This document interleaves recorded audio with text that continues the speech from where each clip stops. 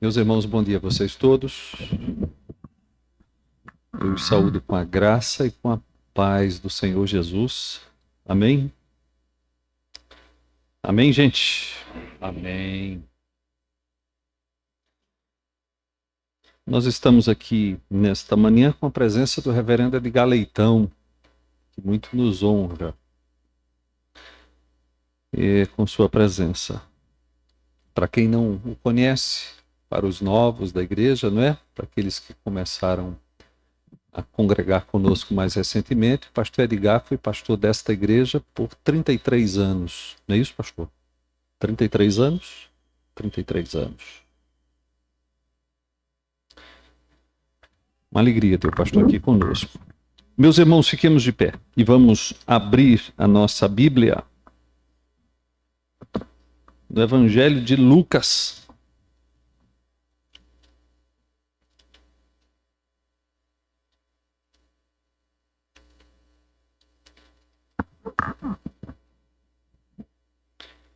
Evangelho de Lucas, capítulo 3. Lucas, capítulo 3.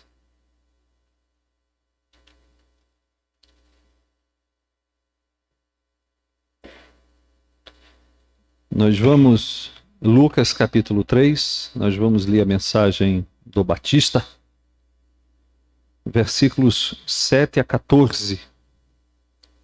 Lucas, capítulo 3, versículos 7 a 14. O texto sagrado diz assim: dizia ele, pois, às multidões que saíam para serem batizadas: raça de víboras, quem vos induziu a fugir da ira vindoura? Produzi, pois, frutos dignos de arrependimento, e não comeceis a dizer entre vós mesmos: temos por pai Abraão, porque eu vos afirmo que destas pedras Deus pode suscitar filhos a Abraão. E também já está posto machado à raiz das árvores. Toda árvore, pois, que não produz bom fruto, é cortada e lançada ao fogo. Então as multidões o interrogavam, dizendo: que havemos, pois, de fazer? Respondeu-lhes: quem tiver 2 túnicas, reparta com quem não tem, e quem tiver comida, faça o mesmo. Foram também publicanos para serem batizados e perguntaram-lhe: mestre, que havemos de fazer? Respondeu-lhes: não cobreis mais do que o estipulado. Também soldados lhe perguntaram: e nós que faremos? E ele lhes disse: a ninguém maltrateis, não deis denúncia falsa, e contentai-vos com o vosso soldo. Senhor, nós estamos aqui na sua presença santa e te suplicamos por tua bênção, pela bênção que o teu Espírito pode conceder-nos de termos nós nesta manhã uma compreensão santificadora, uma compreensão salvadora da tua palavra. Nós oramos em nome de Jesus. Assentai-vos, meus irmãos.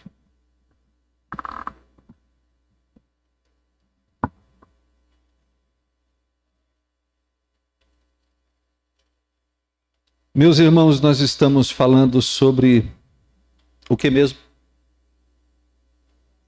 Estamos falando sobre criação de filhos. Então vamos relembrar aqui como é que nós estamos falando. Estamos falando sobre criação de filhos e o nosso... Nas últimos meses, eu acho, nós temos falado sobre criação de filhos no Antigo Testamento. Hoje eu quero dar um fechamento a esta sessão dos nossos estudos, porque no próximo domingo nós vamos falar como esses assuntos são tratados no Novo Testamento também. Por tudo que nós temos visto até aqui, o grande Deus, por pura e inexplicável graça, interpôs uma inimizade entre 2 povos, não é? A descendência da mulher e o descendente da mulher e a descendência de Satanás. Deus decidiu em cada momento da história, é isso que nós temos analisado, antes e depois da queda, tanto no contexto do pacto de obras, como no contexto do pacto da graça, separar para si um povo constituído de famílias, no seio das quais sua revelação seria comunicada de uma geração a outra, e das quais Deus retiraria para si uma semente piedosa, uma descendência santa. Nós temos visto isto ao longo das semanas. Nós já pontuamos igualmente que esse modelo foi protegido de diversas maneiras no Antigo Testamento, que é o que nos interessa até aqui. Qual é o modelo que eu estou a me referir? Eu estou a me referir a um modelo divino de separar para si um povo santo, constituído de famílias, no seio das quais a sua palavra é comunicada de uma revelação, de uma geração a outra, e das quais Deus retira para si uma descendência piedosa. Como é que Deus protegeu esse modelo? Nós falamos isso domingo passado. Deus protegeu esse modelo, primeiro, pela proibição de casamentos mistos. Falei sobre isso. Segundo, pela ordem da multiplicação de filhos no contexto do casamento.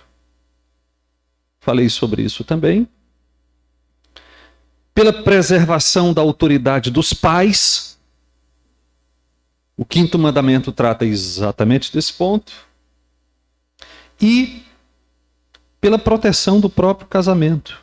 O sétimo mandamento se destina exatamente a preservar o casamento e a família. Então note, nós temos um modelo divino. É isso que se pode verificar em cada momento da história bíblica, da história do Antigo Testamento, e temos um modelo preservado. Então, como é que esse modelo foi preservado? Bom, por meio de alguns mandamentos ou instituições. Eu repito, proibição de casamentos mistos, multiplicação de filhos no contexto do casamento, preservação da autoridade dos pais e proteção do próprio casamento. Ditas estas coisas, então convém, neste momento, ressaltar que o modelo divino de tomar um povo santo para si por meio de famílias, atenção para isso, por favor. O modelo divino de tomar para si um povo constituído de famílias não poderia se tornar uma presunção absoluta a partir da certeza de pertencimento a Deus, única e exclusivamente decorrente, ou única e simplesmente decorrente do pertencimento ao Israel étnico. O que eu quero dizer é que mesmo lá no Antigo Testamento, sob a égide da Antiga Aliança, do fato de ser filho de Abraão, não decorria por si só a certeza da posse eterna da salvação. Então, aqui eu estou querendo equilibrar as coisas. Eu estou querendo, quem sabe, chegar a uma conclusão de que há um equilíbrio entre o aspecto corporativo e o aspecto individual. Eu já falei largamente que o método divino foi tomar um povo para si, um povo constituído de famílias, no seio das quais a palavra de Deus era ensinada, nutrida, comunicada de uma geração a outra, de modo que nós poderíamos nutrir com uma expectativa veemente de que Deus iria tirar um povo para si a partir daquelas famílias, dentro das quais a palavra de Deus seria ensinada. Agora eu estou querendo equilibrar e estou querendo fazer pontuações necessárias no sentido de que do modelo divino não surge uma presunção absoluta de que porque se pertence a Israel étnico, de que porque é filho de Abraão, é necessariamente filho de Deus. Crente.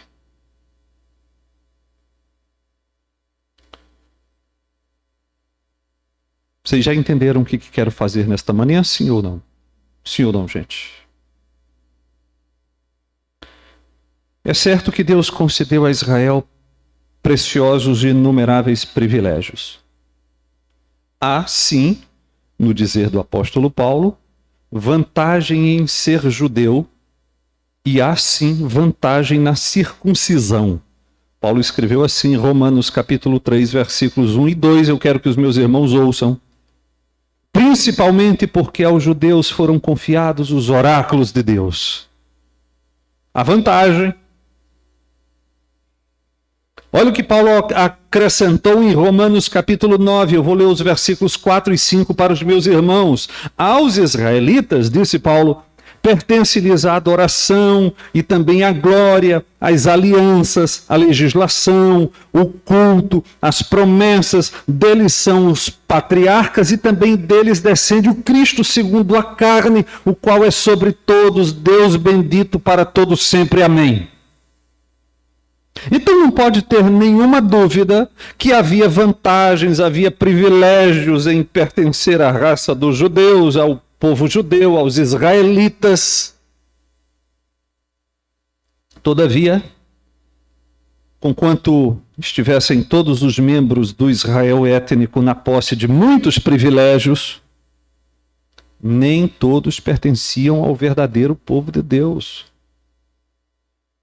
E essa realidade pode ser demonstrada com muita facilidade. E eu quero fazer algumas considerações para demonstrar esse ponto. O que eu quero demonstrar agora? Eu quero demonstrar que quando nós olhamos para o Antigo Testamento, mesmo lá, quando o povo de Deus era constituído de uma nação-estado, mesmo lá, o fato de, por si só, pertencer a Israel não significava um pertencimento absoluto a Deus, ao verdadeiro povo de Deus. Quero demonstrar isso. Em primeiro lugar, embora em menor número, por razões históricas, altamente justificáveis, altamente compreensíveis, facilmente explicáveis. Em menor número, é verdade, mas mesmo assim gentios eram inseridos no contexto do povo do pacto definitivamente.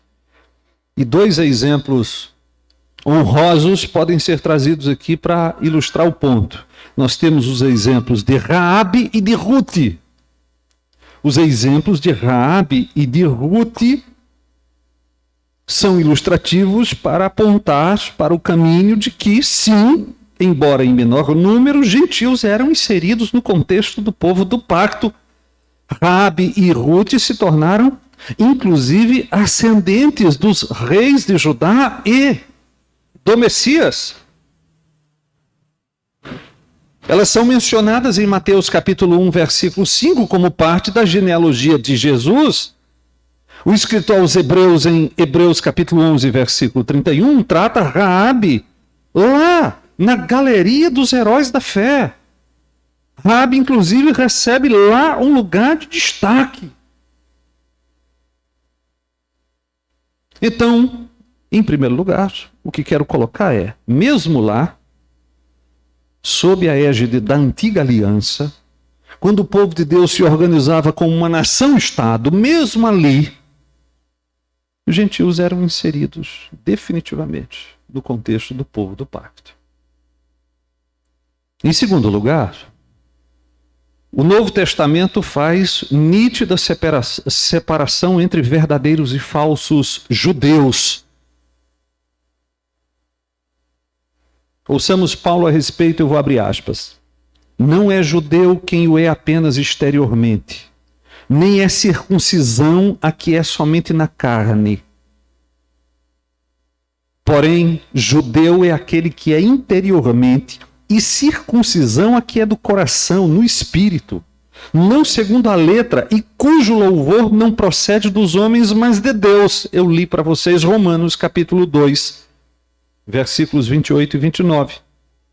No outro lugar, Paulo escreve o seguinte: nem todos os de Israel são de fato israelitas, nem por serem descendência de Abraão são todos seus filhos.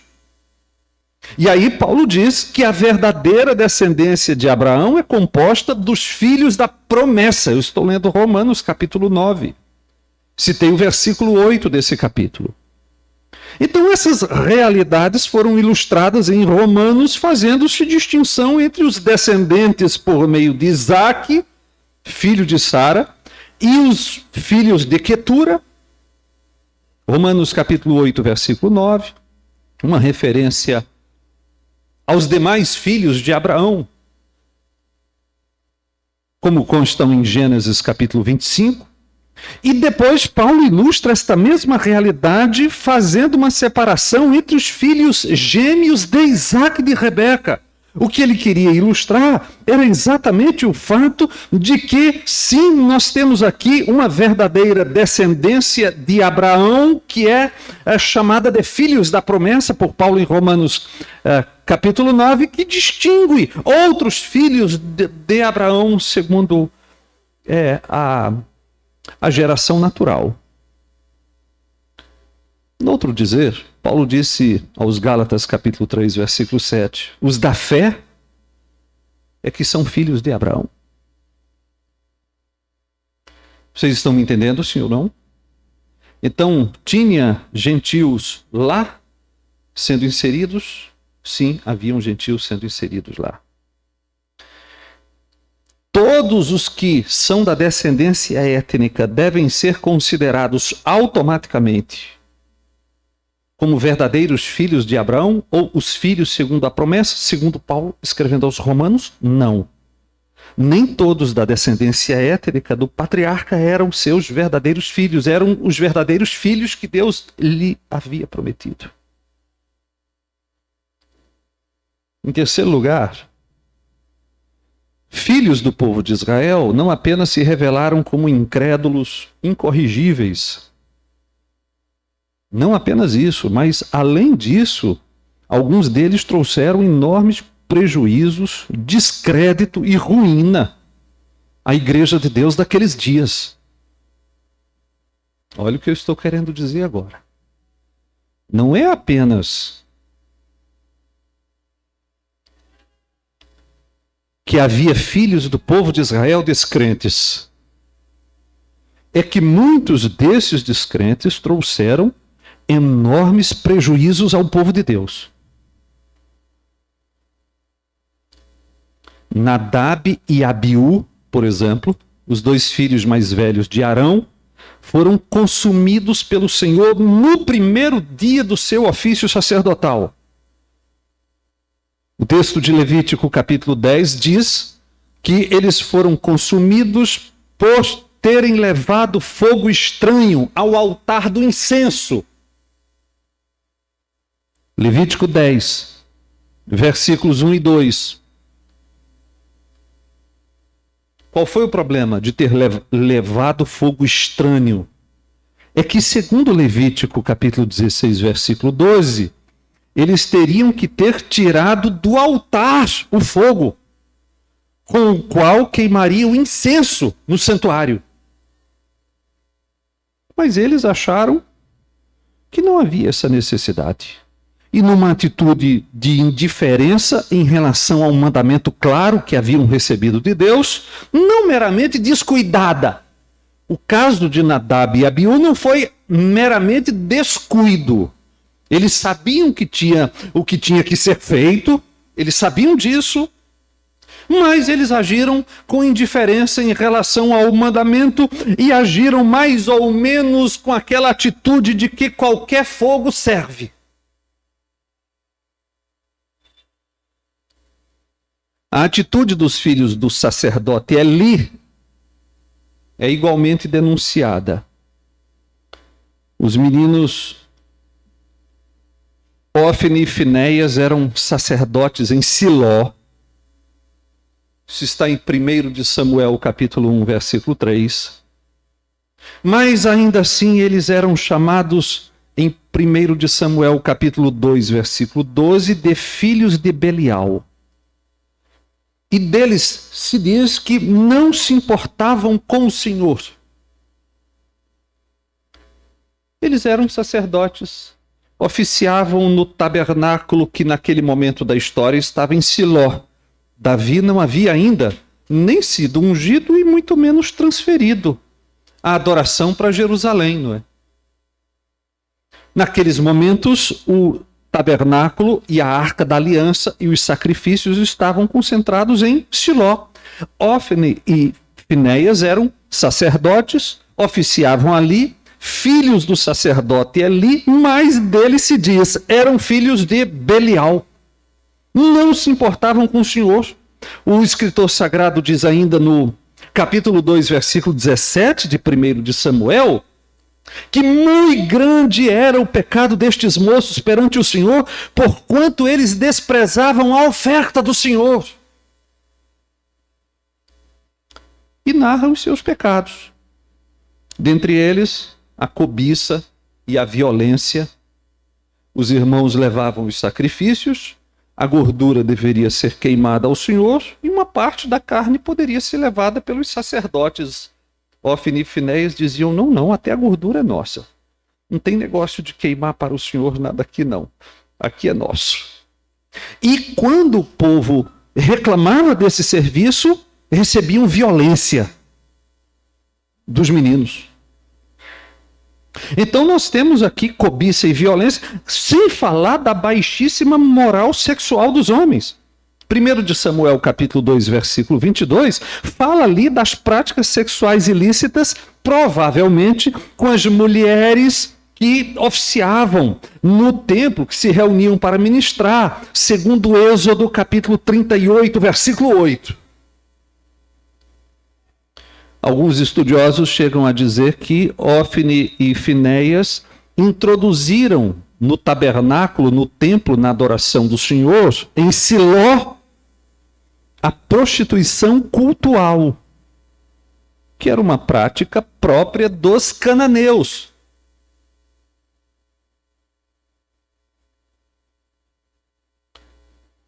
O povo, em geral, deplorava a atitude dos homens. Isso está em 1 de Samuel, capítulo 2, versículo 23. O povo reclamava. Está errado isso que eles estão fazendo. O sacerdócio começou a entrar em descrédito. Eli, segundo 1 de Samuel, capítulo 2, versículos 24 e 25, repreendia os meninos. Meus filhos, não está certo aquilo que ouço a respeito de vocês. A fama de vocês não é boa, meus filhos. Mas tolerava que eles continuassem oficiando no altar do Senhor daquele modo e com aquela conduta desprezíveis. E essa transigência de Eli foi alvo da reprimenda de um profeta anônimo, que aparece em 1 de Samuel, capítulo 2, versículo 29. E esse profeta anônimo previu o fim da participação da família de Eli no exercício do sacerdócio. Deus já estava preparando outro, Samuel. Eu quero saber se vocês estão me entendendo, sim ou não. Então não é apenas que dos filhos de Israel havia descrentes. É que muitos deles causaram grande prejuízo à adoração, ao culto, aos sacrifícios, ao tabernáculo, ao templo, à fé. Em quarto lugar, A verdade para todos os tempos é que meios meramente naturais não podem gerar rebentos que sejam mais que meramente naturais. Em todos os tempos, não é agora. Em todos os tempos, somente Deus pode tomar nossos esforços humildes para formar filhos para Ele em suas mãos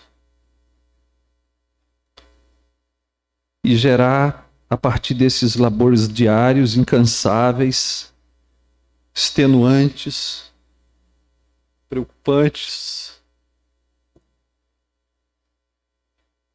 fazer deles rebentos espirituais, verdadeiros filhos de Deus. É como na conversa de Jesus com Nicodemos. Jesus disse a esse líder dos judeus a respeito da sua absoluta necessidade de nascer de novo. Nicodemos é mestre em Israel, é membro do Sinédrio, mas tem que nascer de novo. Tem que nascer de novo. Ele, como seus compatriotas. Isto porque, é isso que se diz em João capítulo 3, versículo 6, o que é nascido da carne é o quê? O que é nascido da carne é carne. E o que é nascido do Espírito é o quê? O Espírito. O novo nascimento não é algo que a natureza humana pode realizar em qualquer medida. Ou pode concorrer nem minimamente para o seu acontecimento. Esse texto de Jesus, o que é nascido da carne é carne, e o que é nascido do Espírito é Espírito, fala exatamente sobre dois tipos de vida e duas fontes de vida. Uma fonte de vida só pode produzir um tipo de vida, nunca o outro. Da carne só pode vir carne. E do Espírito só pode vir Espírito. Não é o Espírito que propaga a espécie humana, nem, por outro lado, a natureza humana que produz a geração espiritual. Aquilo que é natural não pode produzir nada que não seja apenas natural. O que é nascido da carne é carne. Por outro lado, somente o Espírito de Deus pode produzir geração espiritual. O que é nascido do Espírito é o quê? É Espírito. Então, para aquilo que nos interessa, a hereditariedade não é causa automática da geração de filhos para Deus.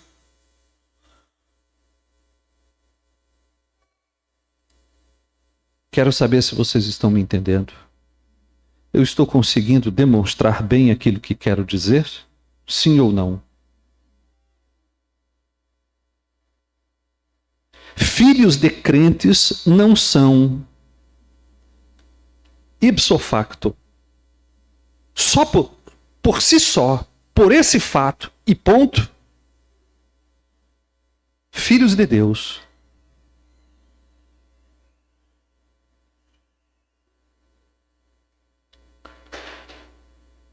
Jesus Cristo, no mesmo sentido, reconhecendo que falava com judeu ou com judeus. E eu estou em João capítulo 8. Vamos dar uma verificada nisso lá, por favor?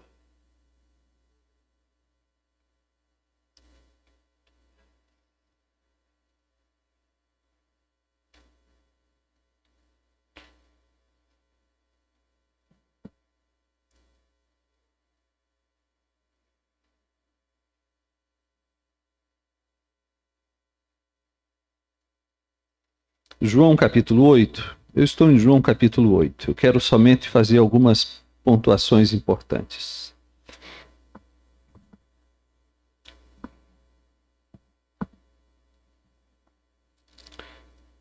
Eu quero mostrar para vocês que Jesus Cristo reconhecia que estava falando com judeus, evidentemente, com a descendência de Abraão. Versículo 37. Versículo 37. Bem sei que sois o quê? Descendência de Abraão. Versículo 56. Abraão, vosso pai. Não tem dúvida. Jesus está falando com judeus, com a descendência de Abraão, conforme eles mesmos tinham orgulho em propalar. João capítulo 8, versículo 33, somos descendência de Abraão. Somos descendência de Abraão. Versículo 39, nosso pai é Abraão. Nosso pai é Abraão. Então, bom, Jesus está falando com a descendência étnica de Abraão, e isso não se discute, mas ainda assim diz a respeito de muitos deles que não eram filhos de Deus, eram filhos do diabo. A partir do versículo 41, vós fazeis as obras de vosso pai. Disseram-lhe eles, nós não somos bastardos, temos um pai que é Deus. Replicou-lhes Jesus, se Deus fosse de fato vosso pai, certamente me havias de amar, porque eu vim de Deus e aqui estou, pois não vim de mim mesmo, mas ele me enviou. Qual a razão por que não compreendeis a minha linguagem? É porque sois incapazes de ouvir a minha palavra. Vós sois o quê? Vós sois do diabo. Versículo 47, quem é de Deus ouve as palavras de Deus. Por isso, não me dais ouvidos. Não sois de Deus. Sim, vocês são filhos de Abraão, mas não são filhos de Deus. Enquanto os judeus diziam, somos filhos de Abraão, logo, somos filhos de Deus, Jesus dizia a respeito deles, vocês são filhos de Abraão, mas não são filhos de Deus. São filhos do diabo. Que os filhos de Deus são os crentes, João diz no seu Evangelho, capítulo 1, versículo 12. Os filhos de Deus são os que creram em Jesus. E no versículo 13 acrescenta que não nasceram do sangue, nem da vontade da carne, nem da vontade do homem. Pelo menos a expressão não nasceram do sangue já indica que Deus não toma filhos para si a partir da herança genética, pelo menos não de maneira automática. Eu quero saber se os meus irmãos estão me acompanhando, sim ou não? Então, ante tudo o que expus, a que conclusões nós devemos chegar?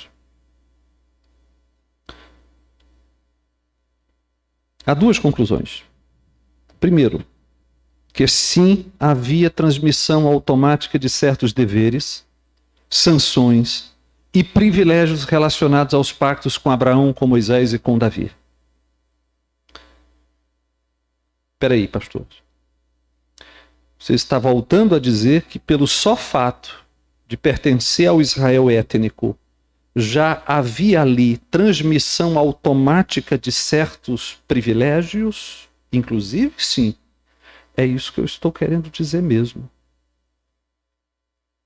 Dentre esses privilégios, nós podemos destacar, por exemplo, a permanência ou não na Palestina, o gozo ou fruição de bênçãos ou não na Palestina. E por isso, esse elo hereditário, automático, era simbolizado e selado pela circuncisão. A circuncisão ao 8º dia. Então, sim, nós podemos chegar a essa conclusão. Segundo, a segunda conclusão é que essa transmissão automática de condição de povo dos pactos não significava necessariamente a obtenção dos benefícios espirituais relativos à posse eterna. A posse da vida eterna. A posse dos novos céus e nova terra. E exatamente por isso, preste atenção nesse ponto. Os pactos não poderiam ser interpretados como salvo-condutos para uma vida ímpia. Eles não justificavam presunções espirituais absolutas, como se automaticamente todos os elementos da linhagem natural de Abraão já nascessem, por esse só fato, na posse das bênçãos eternas de Deus. E a mensagem do Batista nos diz claramente isso. O texto que li no princípio e agora retorno com vocês. Voltem lá em Lucas capítulo 3, por favor.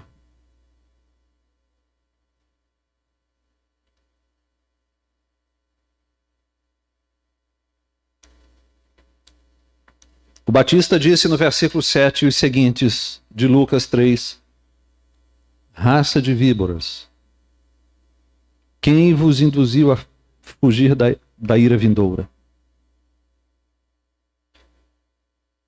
Ele estava dizendo: quem disse que vocês podem fugir da ira vindoura alegando relação de sangue com Abraão?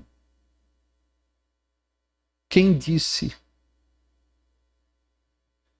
Produzi, pois, frutos dignos de arrependimento, e não comeceis a dizer entre vós mesmos: temos por pai Abraão.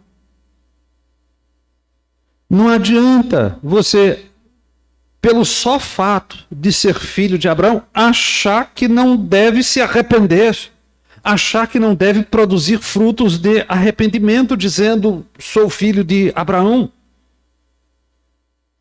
Porque eu vos afirmo, disse o Batista, que destas pedras Deus pode suscitar filhos a Abraão. E também já está posto machado à raiz das árvores. Toda árvore, pois, que não produz bom fruto é cortada e lançada ao fogo, ainda que dentro da descendência de Abraão. Olha o que o Batista está dizendo. Ele está dizendo que ter por pai a Abraão não pode ser condição utilizada como escape do juízo divino e não impede ninguém de colher o corte afiado da lâmina do juízo divino que separa e lança no fogo eterno. A confiança na descendência de Abraão seria inútil. Tem que produzir fruto digno de arrependimento. E aí João vai dizer a cada classe de pessoas o tipo de fruto que se espera daquele que se arrependeu de verdade. E aí nós temos coisas como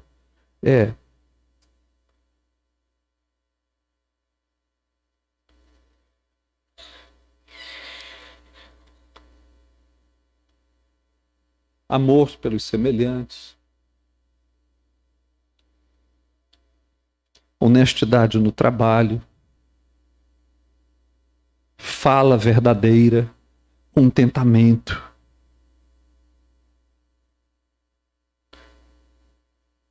E olha o que Jesus disse noutra ocasião: se não vos arrependerdes, o quê? Todos igualmente perecereis. Se não vos arrependerdes, todos igualmente perecereis. Em resumo, na antiga aliança, nada obstante houvesse um trato divino corporativo com o povo da aliança, o aspecto individual, o trato individual com cada crente era igualmente relevante. Os crentes do Antigo Testamento eram também responsáveis por manifestar fé pessoal. Os pais eram responsáveis por ensinar a revelação dos filhos da aliança.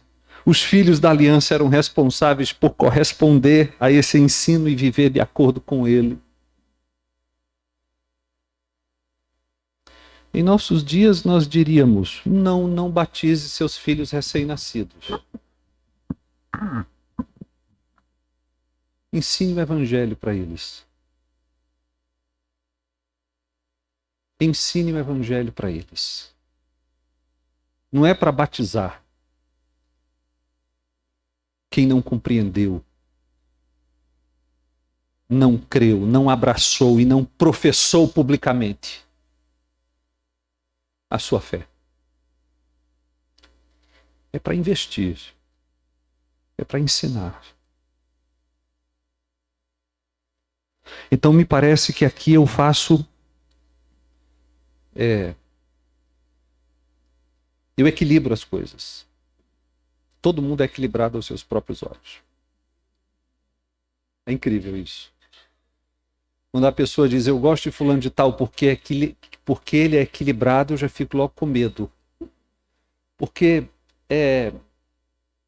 todo mundo se vê como equilibrado. O suprassumo do equilíbrio. É o meu caso. Então, então eu estou querendo dizer que nós só vamos compreender o que Deus fazia lá no Antigo Testamento se nós vermos que havia, ao lado do aspecto corporativo, a responsabilidade individual. Essas coisas precisam andar lado a lado. Isso é verdadeiro lá no Antigo Testamento. Quero saber se os meus irmãos entenderam, sim ou não. Trazendo para uma linguagem de hoje, se bem que eu não cheguei no Novo Testamento ainda. Filho de crente não é crente por esse fato.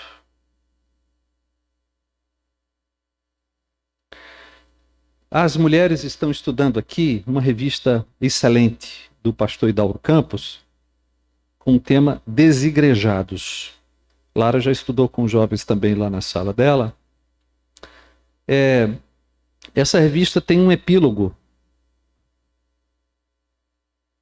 de uma irmã que escreveu Nós, os nascidos na igreja. Nós, os nascidos na igreja. E ela vai contar a experiência dela de ter que acordar cedo no domingo de manhã para ir à força para a escola dominical. Bora, levanta. Aquela coisa maravilhosa de acordar na marra no domingo de manhã, ir para a escola. Que coisa deliciosa. É isso.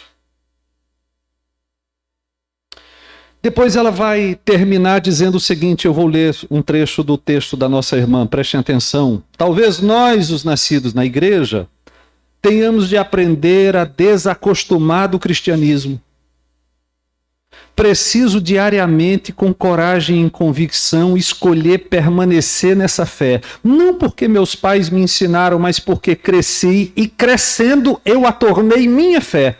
Minha experiência pessoal de vida. Sou alma e corpo de um legado que outros me deixaram. Escolho a fé porque mesmo muitas vezes acostumando, desdenhando do seu potencial ou questionando o quanto sentido ela faz, ela foi a única coisa que nunca me decepcionou. Essa fé me arrancou as lágrimas mais amargas da minha vida, me rasgou em gritos de socorro diante das respostas que não tive, e ainda assim ela é a única cura, a única paz, a única certeza que eu continuo a ter. Meu Jesus é o mesmo doce amigo de sorriso grande, olhar pacífico e mão com marcas doídas da minha infância, porque eu mudei, mas ele não. A fé cristã continua sendo uma linda bolha, só que eu a vi com portas abertas para quem quiser entrar. E por ter portas abertas, sempre lá dentro entrarão respingos de uma realidade cruel e triste do mundo, no qual ela resolveu se instalar. Mas ela não estoura, ela só cresce. Ela quica leve sobre as opressões de um contexto duro. Aos que foram, ela diz, voltem. Não porque eu ou outro acha, porque algo ruim vai acontecer. Essas coisas de gente que ainda toma leite, mas porque é seu lugar de pertencimento. Eu os vejo através de um grande vidro que tentei quebrar e os salvar à força, mas fui convidada a parar e olhar com calma. Já não há escândalo da minha parte, porque agora eu vejo suas veias cheias desse sangue de farpas. Ele continua lá. A maior certeza dessa minha vida é a de que o sangue do madeiro sempre ganha. É uma questão de dias para que vocês também ressurjam e juntos sejamos os que mastigam os alimentos mais sólidos dessa fé que nos achou. É lindo o texto. Louvado seja o nome do Senhor. Vamos ficar de pé. Deus de toda graça e de toda misericórdia, nós apresentamos a Ti este povo que Te pertence. Seus trabalhos, seus duros trabalhos, seus filhos, suas inquietações, seus desencontros. Somos Teus, Senhor. E não há nada que nos diga respeito, muito menos dos nossos, que não estejam em Tuas mãos, de maneira total, absoluta. Realize o Seu querer. E isso nos basta. Nós oramos em nome de Jesus. Podeis assentar.